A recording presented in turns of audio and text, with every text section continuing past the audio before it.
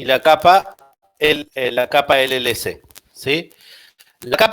Cada protocolo define cómo se maneja. Por lo general, los protocolos de la IEEE tienen una capa que es la 802.2, que es la que se ocupa de toda la parte de control de flujo. Y tiene la capa MAC, que se ocupa de presentar los bits para el medio, digamos, de acomodar toda la parte de bits y control de error hacia el medio, ¿sí? Este es el esquema habitual. De hecho, ya hay otros protocolos que suelen manejar posterior a la capa 802.2. Ethernet lo que tiene que la capa 802.2, cuando uno la lee, es larguísima el protocolo. Y Ethernet toma 3 o 4 cositas de la capa 802.2, casi todo Mac, ¿sí? En cambio, Wi-Fi cumple casi con toda la norma 802.2, por varias razones. Que lo vamos a ir viendo cuando vemos vamos a ver el protocolo cuando veamos Wi-Fi. Básicamente, como dijimos, el control de enlace lógico es la capa superior que define los procesos que necesita el medio para dar servicio. Es decir, son todos los protocolos que, por ejemplo, es el protocolo que controla el flujo, el que controla el error, el que controla todo el manejo de la comunicación en sí en capa 2, ¿sí? De hecho, esta capa es también la que le da la información a la capa 3, digamos, ¿sí? En cambio, la capa MAC es la que maneja los procesos de acceso al hardware, digamos, toda la parte de manejo al hardware. Entre ellos, por ejemplo, señalización al medio físico, digamos, si el medio físico tiene algún error o algo, y digamos, cómo maneja las colisiones, cómo maneja todo ese tipo de cuestiones. Algunos protocolos. Tengan en cuenta que la 802 es el enlace lógico y es la capa superior. Entonces después tenemos básicamente la 803, que es Ethernet, la 802.4, que es Token Boost, 802.5, que es Token Ring, la 802.11, que es la inalámbrica, y digamos, después tenemos la 15, que es Bluetooth, que es WiMAX, sí, tenemos un montón de otras capas. Fíjense que están salteadas ahí, así que entre el 5 y el 11 hay protocolos, no es que saltearon porque sí, digamos. Lo mismo que del 11 al 15, también ahí hay un grupo de protocolos, digamos, de transferencia al medio. Después tenemos la UTI. La UTI define todo lo que tiene que ver con protocolo inalámbrico para celulares, ¿sí? Entonces, digamos, y algunos otros aspectos del transporte. Después tenemos la CISO, que las ISO definen otro grupo de protocolos, como el HL, y después tenemos también ANSI, que definían, digamos, un par de protocolos con respecto a cómo se maneja la fibra. Fíjense que hay un montón de protocolos, ¿no? Nosotros nos vamos a centrar en dos, pero tienen, digamos, y conceptualmente, con esto vamos a ver que pueden ver que la mayoría de los protocolos se asocian a uno u otro.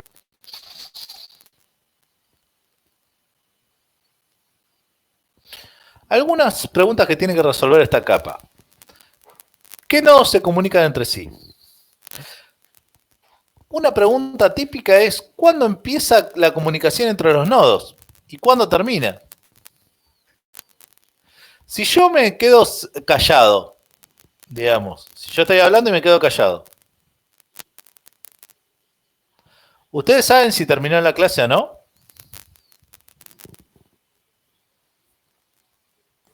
No podemos estar seguros. No pueden estar seguros, exactamente. Entonces, siempre estamos que hay una finalización, lo mismo que una inicialización.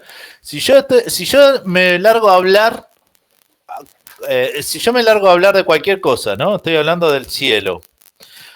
¿Ustedes saben si le estoy hablando a ustedes o le estoy hablando a otra persona? No. No. Y si yo empiezo a hacer...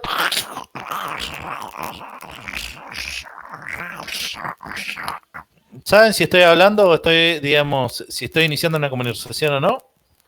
¿O es ruido de línea? No. No, por eso. Entonces, todo protocolo tiene un inicio y una finalización, ¿sí? Eso es sumamente importante porque vamos a ver que hay un montón de otros datos, ese tipo de cuestiones. Después tengo que determinar si el mensaje es válido o no, si es para mí y si es válido. Y de hecho, tenemos que determinar si el canal nos metió algún ruido, digamos, si metió un ruido de más que no corresponde a nuestra comunicación. Después tenemos que evaluar qué errores se produjeron mientras que se comunicaban los nodos. ¿Qué nodos se comunicarán a continuación? Es decir, si hay algún esquema de, por ejemplo, decir, bueno, ¿ustedes conocen el esquema de la paz? ¿Cómo se hace? ¿Cómo hacían los indios para hablar?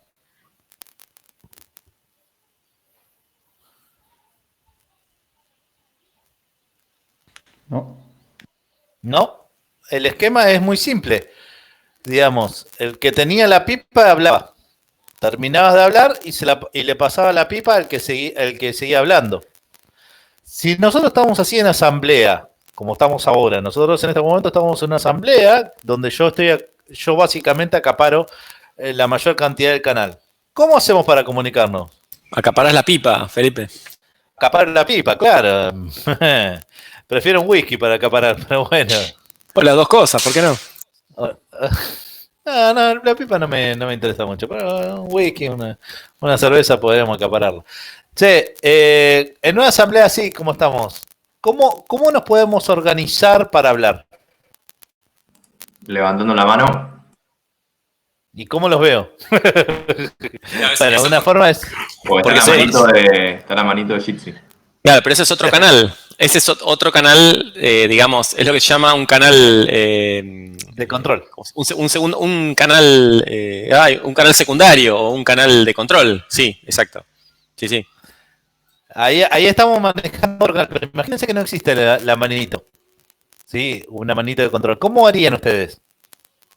Si quieren hablar. Interrumpiéndote cuando hablas. Interrumpiendo cuando hablan. Exactamente. Básicamente lo que se genera, ustedes lo que generan para poder hablar, generan un ruido, porque probablemente tienen que hablar mientras que yo hablo, porque parezco Tato Bores, que no descanso nunca para hablar. Y entonces ustedes tienen que interrumpirme de alguna manera para poder hablar. Es decir, entonces lo que se generó ahí, digamos, es un esquema de un ruido en el canal para poder hablar. Tienen que esperar que yo termine de hablar, que puede ser que si me inspiro o tengo la garganta relativamente hoy entre el ruido de fondo de mi Wi-Fi, digamos, el par de paquete de mi Wi-Fi y que encima me duele un poco la garganta, puede ser que haga un poco más de pausa que lo habitual. Pero, digamos, si uno está inspirado y se pone a hablar, puede ser que la próxima pausa que yo haga para respirar sea dentro de 15 a 20 minutos. Entonces, tengan en cuenta de que tienen que generar algún tipo de colisión conmigo para poder generar un espacio para poder hablar. Es decir, entonces, ese es otro esquema de comunicación. Y es tan válido, la interrupción es tan válida como la pipa, ¿sí? Lo que sí nos tenemos que poner de acuerdo por una cuestión digamos, de cortesía o digamos, de funcionamiento es qué protocolo vamos a elegir.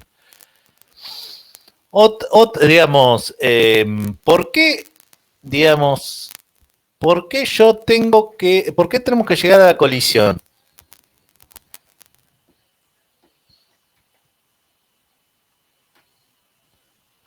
¿No habrá algún otro método para colisión si tenemos un solo canal?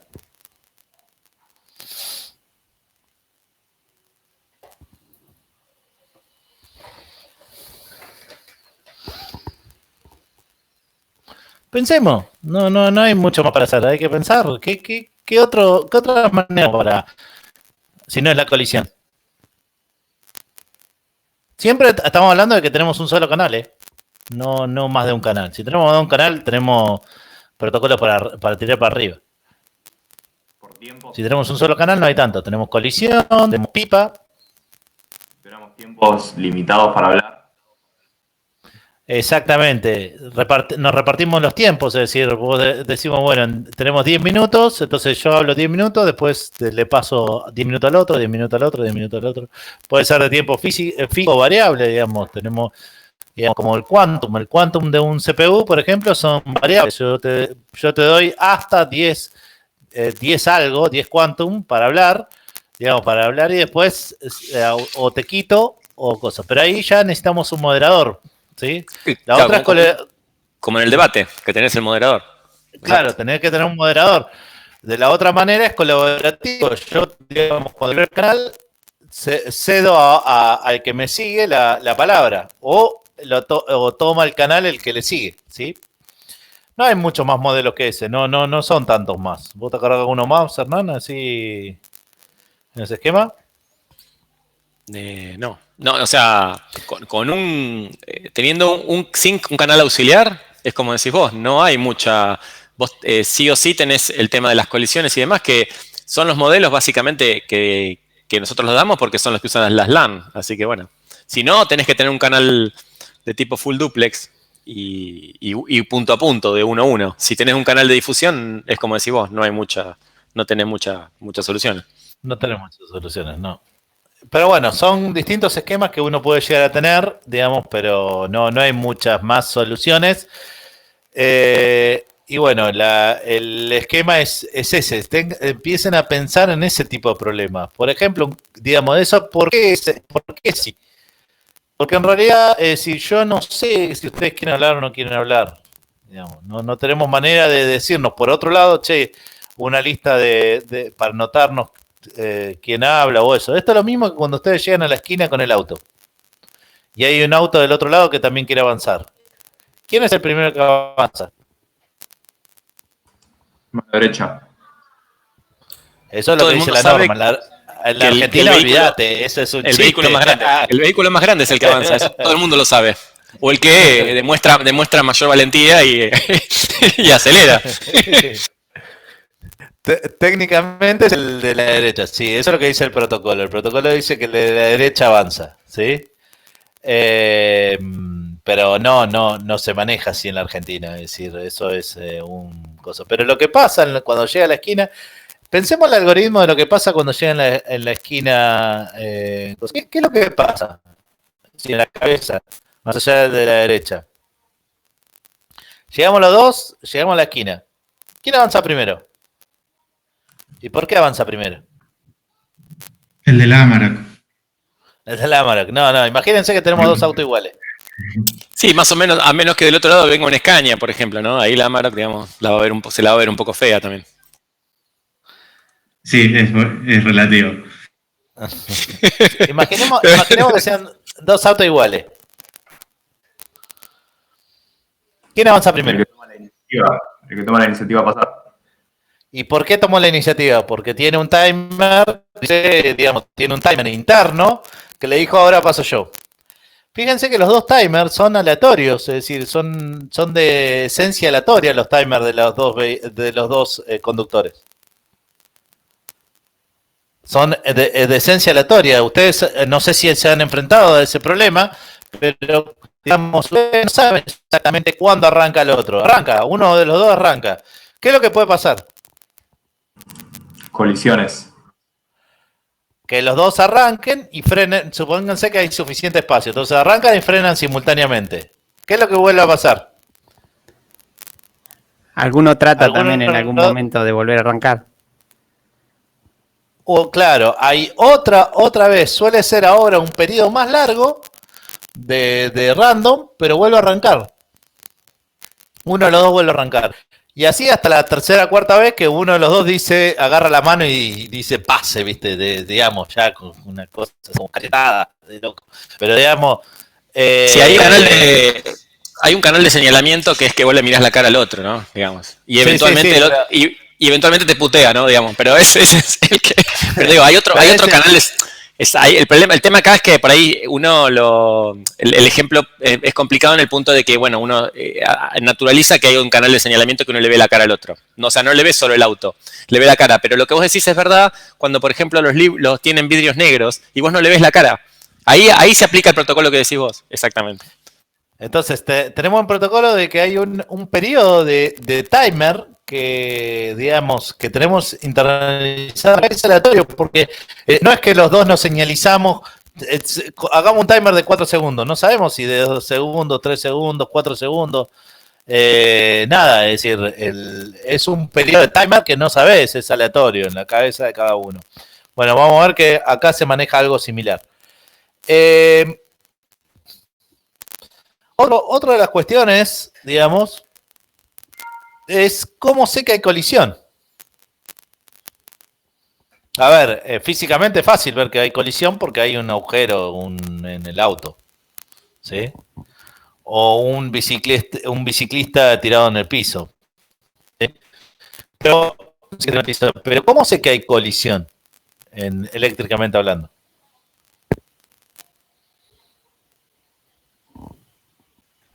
Se modifican los bits. Sí, técnicamente se modifican los bits, con lo cual en realidad lo que suele pasar es que se duplica la tensión, ¿sí? Eso en el cable. ¿Sí? No es así. La que, perdón, Felipe, no sé escuchar. En el cable se duplican los bits, por lo general. Es decir, si yo tengo una tensión de 500 milivolts, paso a tener una tensión de un volt. Es decir, detecto una tensión de un volt. ¿Por qué? Porque ya en algún momento dado, seguramente una de las ondas se va a superponer con la otra y me va a dar un volt. Eso en el cable, pero en el aire no pasa eso porque por cada 2 metros que yo hago, se reduce a la mitad la tensión. Eso significa que olvídense de que, digamos, después vamos a ver cómo se detecta la colisión en el aire, ¿sí? Pero es un poquito más complejo en el aire detectar la colisión. Por eso es tan complejo el aire. El aire es fantástico, el inalámbrico es fantástico, pero cuando empieza a fallar, falla un montón de cosas. Si el tamaño del mensaje, otra de las cuestiones, digamos, si el tamaño del mensaje es mayor al retardo del punto más lejano del otro canal.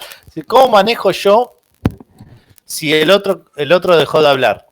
Imagínense que el paquete sea más chico del tamaño de lo que yo hablo. Entonces, ¿cuándo se dejó de hablar?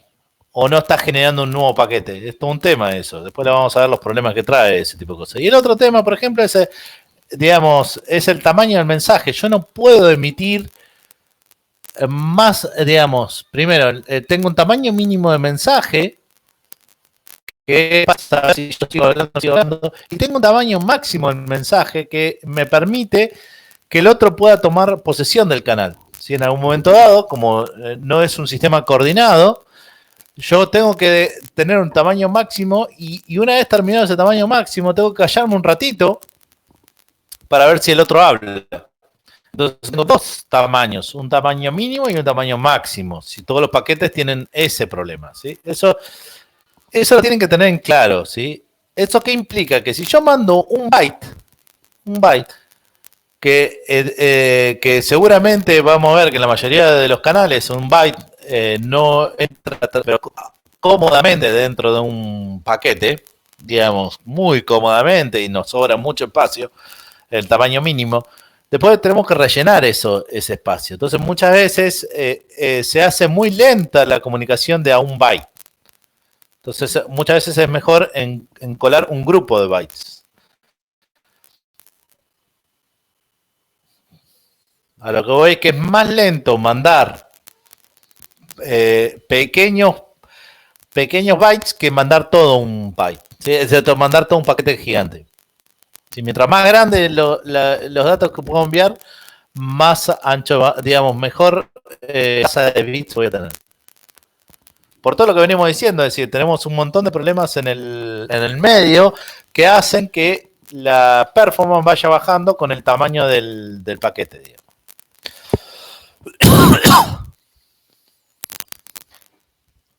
Bueno. ¿Cuándo comienza la comunicación entre los nodos individuales y cuándo termina? La mayoría de las normas utilizan marcas o banderas que indican una secuencia de bits de inicialización y finalización de mensaje. Entonces, yo tengo que empezar a contar una cierta cantidad de caracteres de una determinada manera para definir si esa bandera es realmente el inicio del mensaje. Después tengo relleno de caracteres, que es para poder, digamos, si se repite la bandera. Y después tengo banderas de inicio y bandera de fin con relleno de bits. Y básicamente en la capa física hay una codificación y no puede violar esa codificación.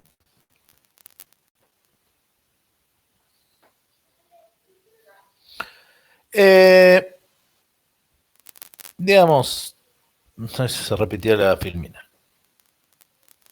Entonces yo voy a tener básicamente, fíjense que voy a tener elementos de una trama típica. El inicio de la trama, ¿sí? Voy a tener una cierta cantidad de caracteres que me van a indicar el inicio de trama. El direccionamiento, porque acá en el entramado yo tengo que decir a qué dispositivo voy, así que después tengo que definir. Después tengo un caracteres de control, dependiendo del tipo tengo ciertos caracteres de control. Después vienen los datos, después viene un área de detección de errores y un área de detección de trama. Fíjense el overflow que yo tengo para mandar un byte.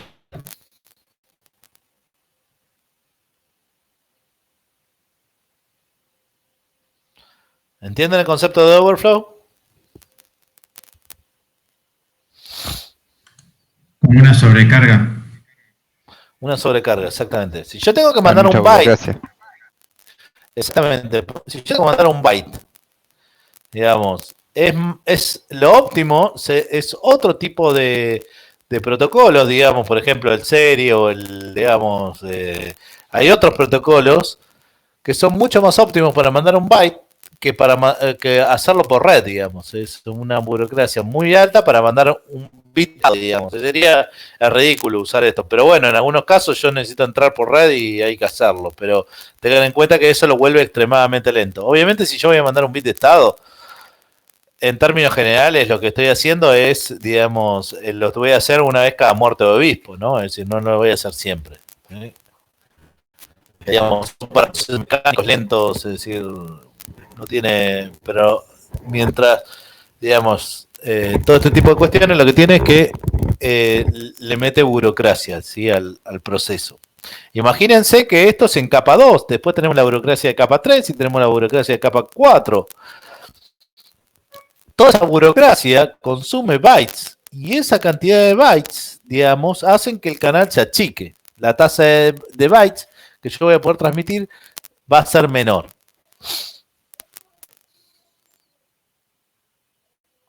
Bueno, control de errores y flujo de datos. ¿Sí? ¿Por qué se producen los errores? ¿Cómo podemos detectarlo y cómo podemos corregirlo? La pregunta del millón es, ¿por qué se producen errores? Si los canales nos enseñaron teoría de la información, son espectaculares. Los canales no tienen un solo error.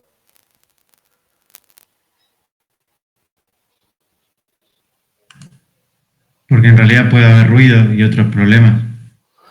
Básicamente ruidos, es decir, a ver, primero y principal, técnicamente hablando, cuando yo establezco una comunicación, yo estoy perturbando un canal, perturbando el medio del canal, ¿sí? Porque para transmitir algo yo tengo que generar perturbaciones.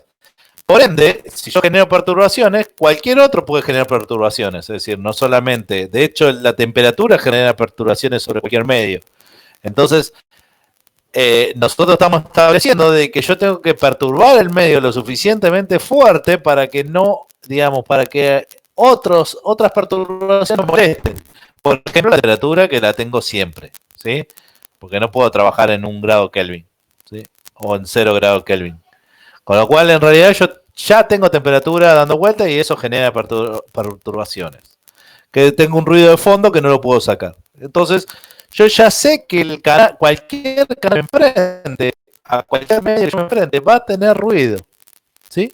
¿Por qué? Porque hay otras fuentes de perturbación o, digamos, voy a tener siempre otras fuentes de perturbación. Por ejemplo, la temperatura y así contando, ¿no? Dependiendo del medio que yo trabaje, voy a tener otro tipo de perturbación. No, el que menos perturbaciones suele tener suele ser la luz, pero ¿por qué? Porque suele ser todo o nada, digamos, la luz, es decir, no suele existir. Existen pequeñas perturbaciones, pero a los efectos electrónicos casi y a distancias cortas no juegan. Después, ¿cómo podemos detectarlo? Ya sabemos que si vamos a trabajar con cualquier medio tiene perturbaciones, así que tenemos que generar algún esquema de detección de errores.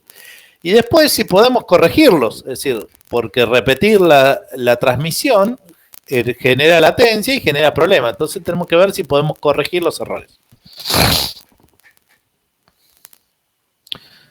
Bueno, básicamente tenemos dos tipos de errores típicos. Uno que es un error se llama error individual, que es se cambió un solo bit, digamos, del mensaje, o bits individuales distanciados unos con otros, o errores en ráfagas. Por ejemplo, que arrancó un motor, caso típico, que arrancó un motor, o ahora tenemos de LED, pero antes teníamos ¿cómo se llaman? Las de neón. Las de neón tienen una reactancia muy fuerte que cada vez que arrancaba generaba un campo electromagnético muy fuerte. Entonces, cuando ustedes estaban, digamos, cuando pasaban los cables cerca de los tubos de neón, les puedo asegurar que generaba más ruido que la hostia. Así que eso generaba bastante problemas y generaba errores en ráfagas. Es decir, había todo un grupo de bits que se modificaba. Los bits individuales por lo general son errores del sensor de lectura, no suelen ser. Bueno, en teoría de la información deben haber visto detección de errores.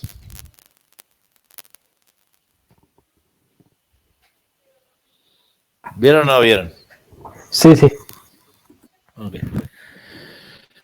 Nosotros vamos a tener un par que son más usados, pero hay de estos montones de esquemas de corrección de error. La mayoría de los esquemas de corrección de error son un bit de paridad, un checksum o un sistema de comprobación de redundancia cíclica. Para ustedes, ¿cuál es el esquema más fuerte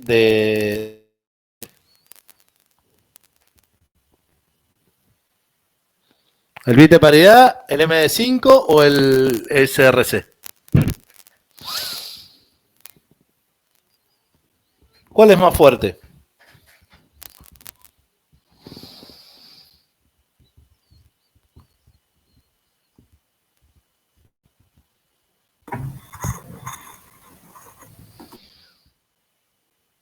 ¿Cuál es más fuerte? No escuché recién. Alguien abrió el micrófono, pero no escuché.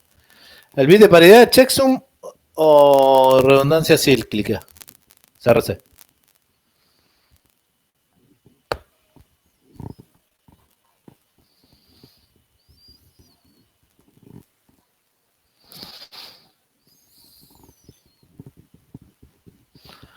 Se lo van a ir todo de vuelta con Estela, ¿eh?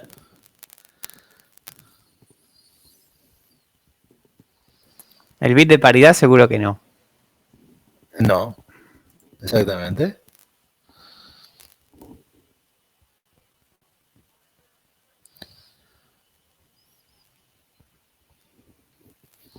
¿Qué es lo que lo hace fuerte? Para detectar, digamos, ¿qué es lo que hace fuerte a un hash para poder detectar si hay errores?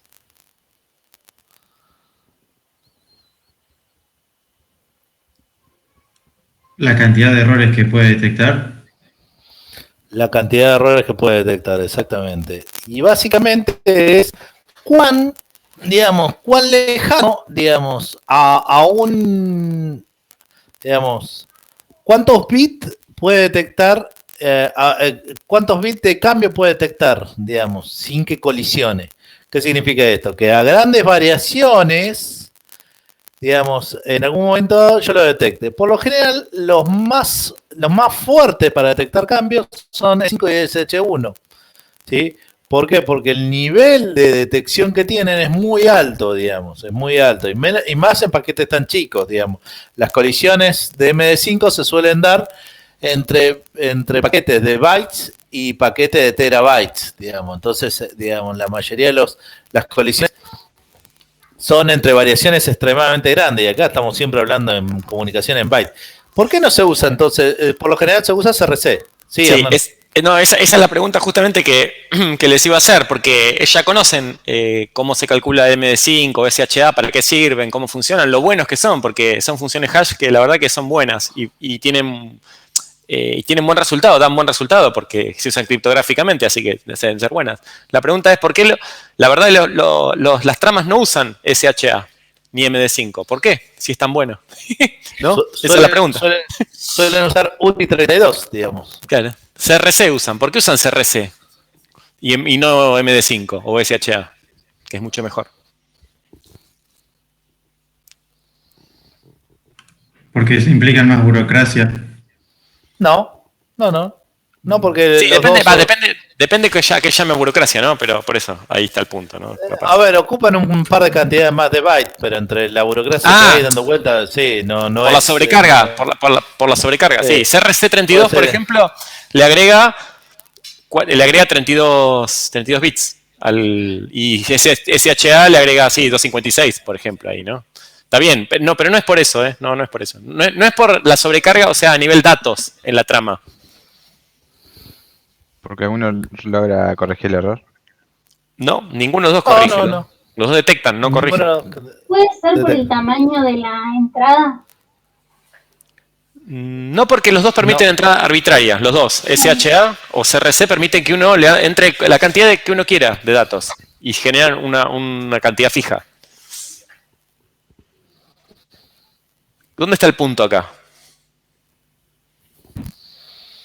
¿Cómo se implementa esto?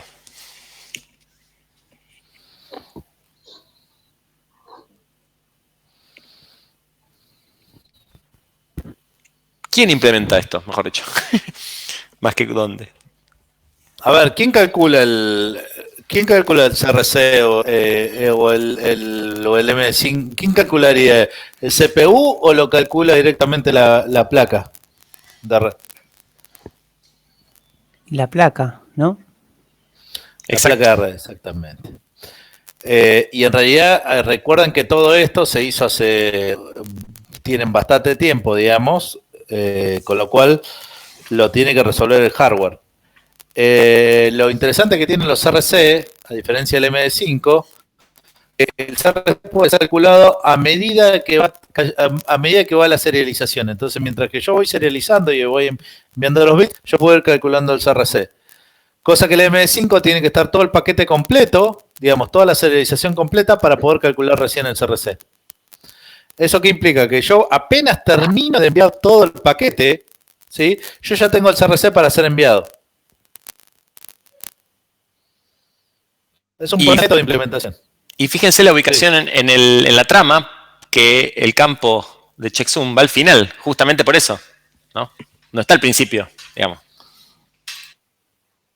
En cambio, si nosotros utilizaremos HA o, digamos, detección de error está antes de la determinación de fin de trama. En cambio, el MD5, por ejemplo, podría estar en cualquier lado porque yo tengo que tener todo el paquete para ser calculado. Con lo cual es una demora importante a nivel, digamos, eso sí agrega latencia. El CRC no agrega latencia. Y después, a ver, técnicamente el CRC puede llegar a ser usado para forward correction. De hecho, hay tesis armadas con respecto a eso, pero nadie lo implementa básicamente. Es decir, solamente es una detección. Porque al ser de 32 bits, puede llegar a dar vuelta un bit, digamos. 1 o 2 bits, no me acuerdo de la tesis, la leí la otra hace un tiempo atrás y había gente que demostraba que podía hacer forward correction, pero no lo usa nadie. Sí, hay en general, esto es como una especie de regla no escrita, pero cuando uno, digamos, tiene un canal que se sabe que es confiable, como el caso del Ethernet, y más con la fibra, en general la tendencia es usar detección, no corrección. O sea, uno usa corrección cuando el canal no es confiable. Porque ¿cuál es la lógica? Si uno sabe que el canal es muy ruidoso, entonces con lo poco que recibe se tiene que poder hacer magia, digamos. ¿Se dan cuenta? Ese es el tema. Si uno tiene un canal que es muy confiable, que sabe que no va a cambiar bit, se usa detección y en el extraño caso que haya algún bit modificado, igual el problema se puede patear para arriba, generalmente se patea la capa 4 y bueno, que se arregle la capa 4. ¿Es más caro que lo arregle la capa 4? Sí, es más caro, pero es muy improbable que esto ocurra. ¿Se dan cuenta? Ese es un poco el criterio, ¿sí? Y aparte, por otro lado, no tiene sentido gastar muchos bits del canal en corrección de errores cuando el canal es seguro. Si yo tengo lo mismo que en el almacenamiento, fíjense, por ejemplo, en el CD, que ahí justo Felipe les menciona Reed Solomon, en el CD se usa corrección de errores, se usa Reed Solomon, ¿sí? Entonces un CD, que ya es una antigüedad, pero para que tengan una idea, que usa Reed Solomon, ¿se acuerdan cuánto hay grabado, cuánto es la capacidad de grabación en un CD? 700 megas más o menos, ¿no? Bueno, más o menos 700 megas. Si ustedes le agregan el almacenamiento que se usa en el CD como código de corrección, porque los CD se rayan y hay que corregir, bueno, con la corrección el CD podría almacenar más de 1 giga, ¿sí? O sea, hay más de un 30 o un 40% de información de sobrecarga que es por si el disco se raya, ¿sí? Ahora, la realidad es que habitualmente esa información de sobrecarga, digamos, que está por si el disco se raya, se termina usando generalmente, porque los discos se rayan. ¿Se dan cuenta? Entonces, un poco el criterio es ese, ¿sí? Por eso justo ahí les menciona Reed Solomon. Felipe, me acordé de ese ejemplo, ¿no? Para que tengan una idea que es muy caro. O sea, corregir errores es caro, pero a veces no me queda otra, porque si yo tengo un canal que es muy ruidoso, me conviene con lo que recibo hacer lo que pueda, porque a veces pedir los datos de vuelta significa que otra vez me van a llegar corruptos. Entonces, a veces no queda otra. En las LAN suele pasar que las LAN son confiables. Entonces, ¿yo qué hago? Bueno, no necesito la corrección, me manejo con la detección, nada más, ¿sí? Me acordé de eso justo. Bueno, 3G tiene ese problema. 3G tiene esquemas convolucionales muy fuertes de corrección, porque suelen ser, digamos, el 3G, digamos, uno suele agarrarlo por la distancia que trabaja el 3G por rebote, por lo general, entonces suele tener mucho error, porque suele recibir más de una misma señal, de la misma señal, digamos, es decir, uno recibe 2 o 3 señales de la misma, con lo que genera mucho ruido, porque son rebotes de la señal. Entonces suele tener códigos convolucionales muy fuertes para poder hacer corrección hacia adelante, digamos, fast forward correction, ¿sí? Con lo cual limitaba mucho el ancho de banda del 3G. No es que el ancho, cuando uno saca los cálculos de la cantidad de que va a tener el 3G es muy alta, pero digamos, por la cantidad de correcciones que tiene que hacer, se achica. ¿Cuál es lo que trajo el 4G? Básicamente el 4G trajo aparejado, digamos, mucho de esto, digamos, mucha eliminación de esto y mayor ancho de banda. Entonces eso mejoró bastante la tasa de bits que puede llegar a generar. Obviamente tiene corrección, porque también básicamente lo que hacen es achicar las celdas. El 4G lo que hace es, antes un 3G tiraba unas, digamos, en ciudad tiraba unas 30 cuadras a la ronda. Y hoy por hoy, 4G no te tira más de 5 o 6 cuadras. Así está todo lleno de antenas de 4G.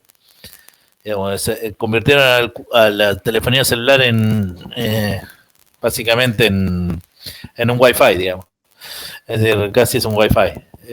Todavía no hace 30, creo que tira, sí, ahora el 4G tira unos 20, 30 cuadras y antes te tiraba casi, digamos, tiraba un par de kilómetros, digamos, ¿sí? Sí, también habilitaron, para las zonas rurales habilitaron otras bandas para el caso rural, digamos, ¿no? Son más lentas. Pero bueno, eso es la excepción, en general no es eso. No, sí, por lo general se trata de usar tipo ciudad que, digamos, mejora muchísimo el ancho de banda. Y después tenemos lo que se llama petición de repetición automática. Básicamente, ante un error, lo que vamos a hacer nosotros es, devolveme el paquete que tuvo el error. Bueno, ahí hay dos temas. Hay dos variaciones de la CK.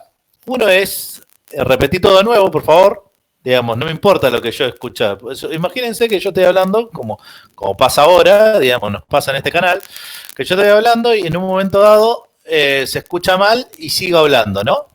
Ustedes tienen dos modos de preguntarme. Ustedes tienen la forma A, que es pedirme exactamente lo que escucharon, o la forma B, iniciar de nuevo todo el tema de nuevo, ¿sí? Es decir, esos serían los dos modos, digamos. Uno pide todo el bloque y el otro pide solamente las tramas que no escucharon. ¿Comprenden cómo funciona el ACK? Digamos, tienen dos formas de pedir el ACK. Dependiendo el protocolo que estén trabajando, es el modo que van a trabajar, digamos, el esquema que van a trabajar. Hoy por hoy los TCP tienden a tratar de pedir las tramas con error. Antes pedían toda la trama, pedían todo el bloque. Pero bueno, eso depende, después lo vamos a ir viendo más adelante.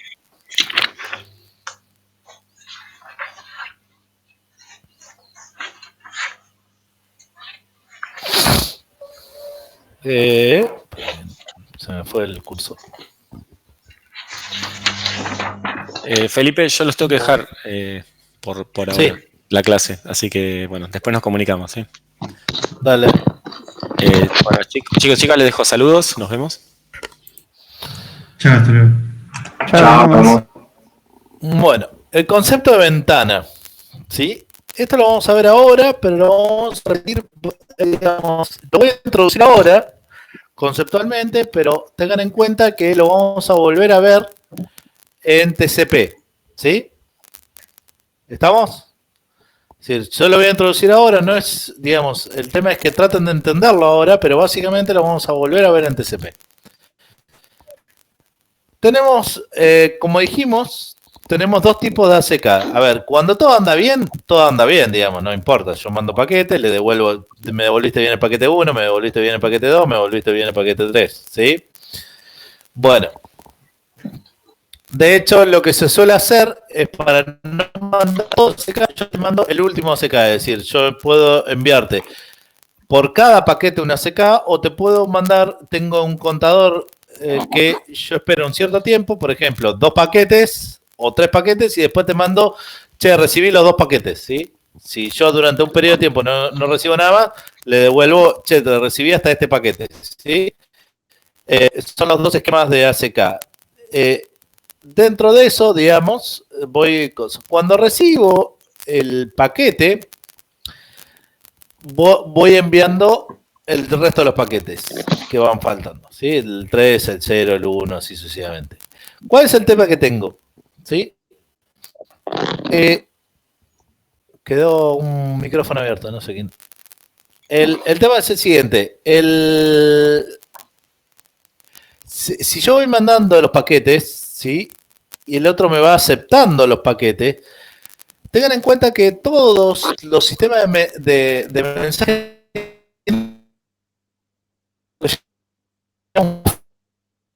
concepto de buffer, ¿sí? Un espacio de memoria donde voy recibiendo los paquetes.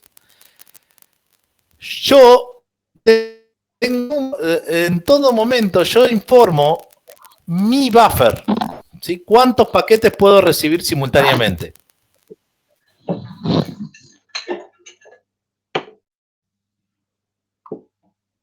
Tengo máximo 3 paquetes. Entonces, el emisor va a enviar hasta 3 paquetes. ¿Cuándo va a enviar el cuarto paquete?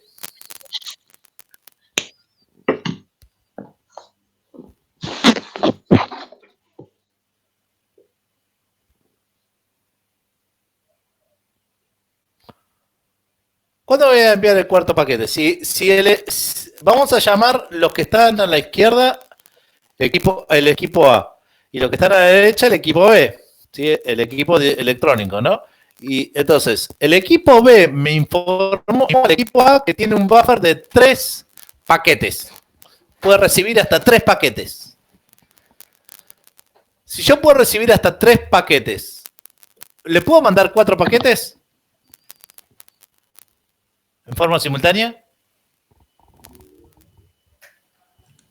No, ¿Por qué no? porque solo puede recibir 3 y el cuarto no va a tener forma de recibirlo, de almacenarlo. No va a tener forma de almacenar esperando que la aplicación lo procese, ¿no? Entonces, yo digamos, ¿hasta cuándo no puedo mandar el cuarto paquete?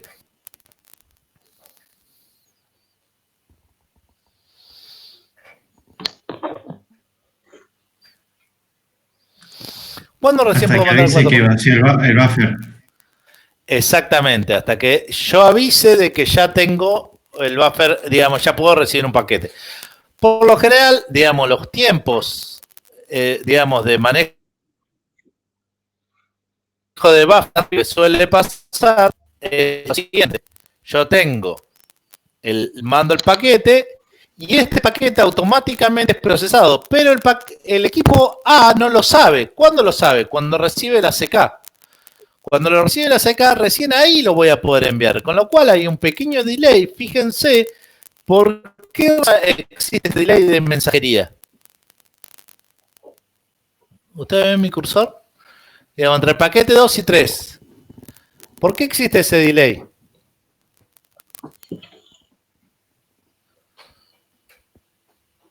Técnicamente es un espacio donde el canal estuvo vacío. ¿Por qué? ¿Por qué?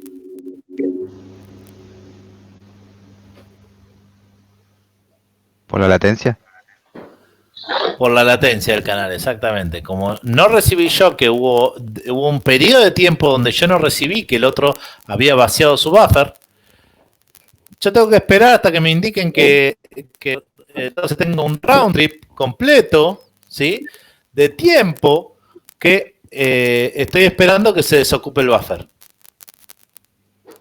¿Estamos? Entonces, lo mejor que me puede pasar es que el round trip concuerde con la tasa máxima de canal que yo voy a enviar, digamos. Es decir, eso es lo mejor que me puede pasar. Si yo quiero enviar un giga, digamos, es lo que el giga tiene que entrar en el round trip. Cosa que cuando yo ya estoy enviando el último paquete de giga, ya me están llegando los ACK de que ya está vacío el buffer del otro lado para el coso. Entonces los equipos deben tener un buen buffer de un lado del otro. ¿Eso se puede? No siempre se puede, ¿sí? Y después vamos a ver que también hay limitaciones dentro del TCP que hacen que los buffers sean un poco más chicos también. Hoy por hoy igualmente las nuevas versiones de TCP han mejorado muchísimo eso, pero bueno, sigue teniendo este tipo de problemas.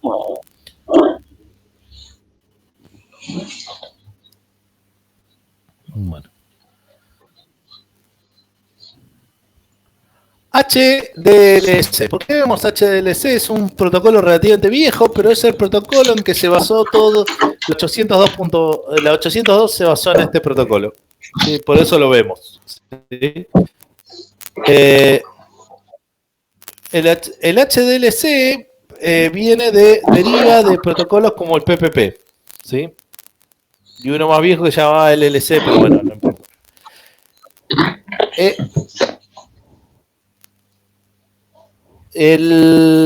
Tenemos básicamente tres modos de funcionamiento.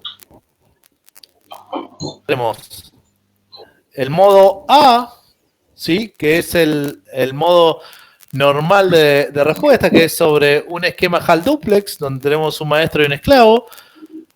Los esclavos pueden transmitir solo cuando el modo maestro ordena. ¿Sí? Es decir, yo tengo un modo donde tengo una máquina que controla el canal. Y el maestro está haciendo continuamente pooling sobre los distintos nodos para poder, le va indicando cuál es el que haga. Después tenemos un modo equilibrado o asincrónico, que es un full duplex, digamos, donde todas las estaciones tienen la misma teoría y cualquiera puede transmitir en cualquier momento durante el enlace. Y después tenemos un modo asincrónico, similar al, digamos, al asincrónico balanceado, que, digamos, cualquiera puede, más allá que trabajen sobre un esquema HAL duplex, cualquiera puede iniciar comunicación. ¿Sí? No importa que haya un maestro o un esclavo, digamos. Entonces, básicamente tenemos dos modos en HAL duplex y un modo en full duplex.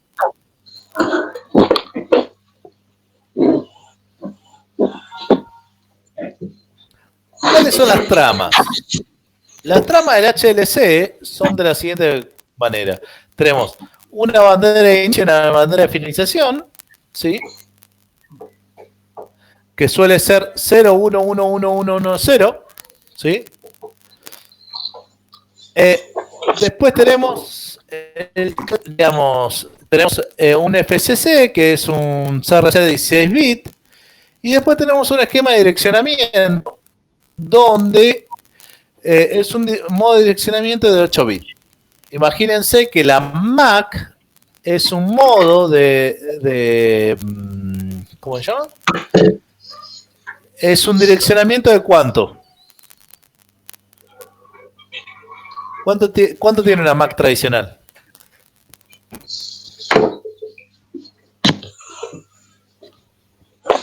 Que vemos en Ethernet.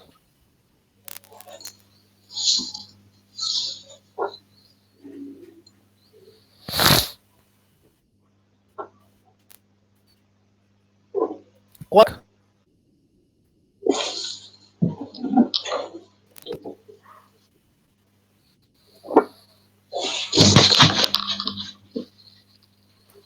¿12?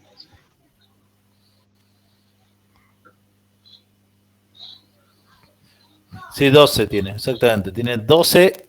Uno puede direccionar, digamos, tiene 8 bits de direccionamiento. Es una locura.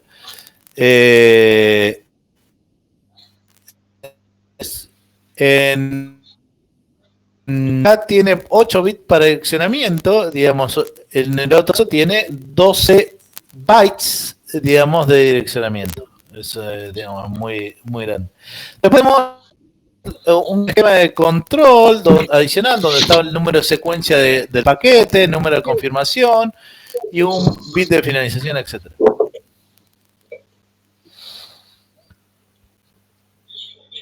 El LL está basado en el HDLC, que es un formato muy similar, que básicamente tenemos tres tipos ¿cómo se llama? Tenemos tres tipos de, ¿cómo se le dice? Tenemos tres tipos ¿cómo se llama? Ay, se me fue. Tenemos tres tipos de tramas, ¿sí? Una trama de información, una trama supervisada y una trama sin numerar. Y ofrece servicios tipo orientado a la conexión y sin conexión, ¿sí?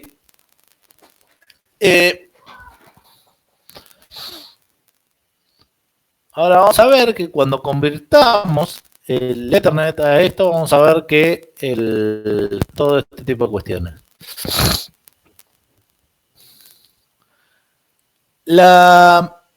¿Cómo se llama?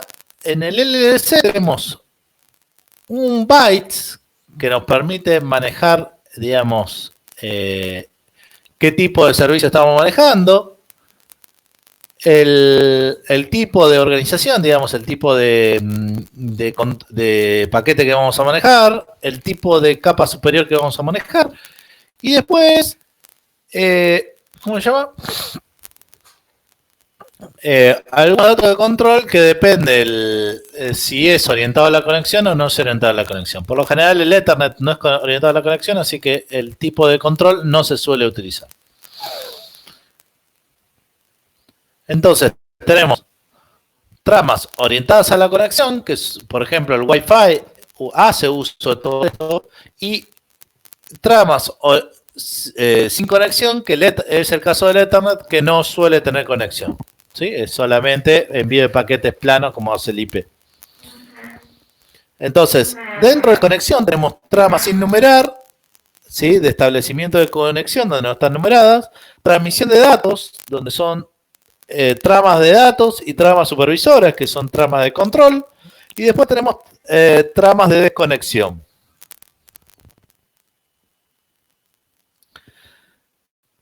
PPP, point to point, ¿sí? Básicamente enlaces sin conexión basados en HDC o SLIP, son dos formatos distintos, y básicamente lo que se usan es para encapsular tráfico IP, ¿sí? De enlace punto a punto. Lo que pasa es que no me interesa por dónde pasa, ¿sí? Es básicamente lo que es como un túnel IP entre un punto y otro punto en capa 2. El que ustedes han podido escuchar por lo general es PPOE. ¿Lo han usado? ¿Lo han escuchado alguna vez?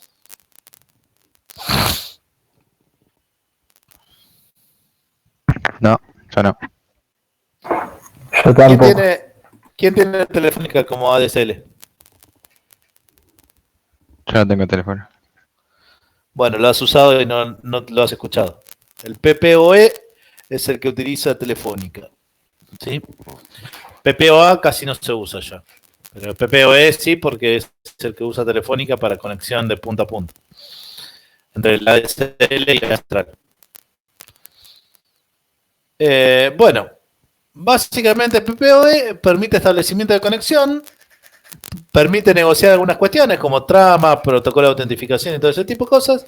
Sí, PP, a diferencia del LS tradicional, el PP permite autenticación, así que tiene que negociar una autentificación. Igualmente, el 802 agrega a través del 801X modo de autentificación. Pero PP ya viene integrado, digamos. El otro tiene que armar una trama, digamos, un esquema completamente distinto. Y la autentificación de usuario es entre el usuario y el ISP. Y existen dos tipos de autentificación, PAP o CHAP, ¿sí? Uno es mediante el protocolo estándar de autentificación, donde yo le paso la clave. Y el otro es un challenge, donde yo encripto un número o algo a través de mi clave, se la envía del otro lado, el otro lado la desencripta, le agrega otra cosa y me la envía. Eso es lo que se llama challenge, digamos, eso es el esquema de challenge. Yo encripto algo, del otro lado me lo tiene que encriptar, agregarle algo y luego me lo enviar. Si lo que yo mandé sigue estando en ese paquete, entonces digamos, es, ¿cómo se llama? Es un paquete válido. Es decir, se da la autentificación. Y después permite negociar otro tipo de cuestiones, como la dirección IP y otras cuestiones que tienen que ver con IP. Bueno, acá tienen algunos, y tienen un esquema de protocolo de trama, fíjense, que tienen distintos tipos de trama dependiendo para qué cada cosa. Por ejemplo, todo lo que tiene que ver con gestión de enlace va a ser el paquete C021, todo lo que tiene que ver con la parte de autentificación va a ser el C023, y todo lo que tiene que ver con datos de control de IP va a ser el 8021, y todo lo que es trama IP 21. Y básicamente el inicio y la finalización de tramas son muy similares, y también permite una dirección, con lo cual permite mezclarse paquetes dentro de, digamos, tener un grupo, un segmento de máquinas dentro de un protocolo PPIP. Por lo general se maneja de difusión, pero bueno, eso es una cuestión de cómo se configura. Bueno, hasta acá llegamos hoy. En realidad.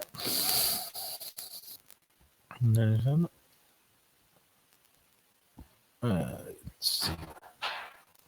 Vamos a llegar hasta acá. Después seguimos analizando, digamos, la clase que viene seguimos con Aloha, ¿sí? Pero bueno, básicamente hasta acá llegamos hoy. Por alguna razón, cada clase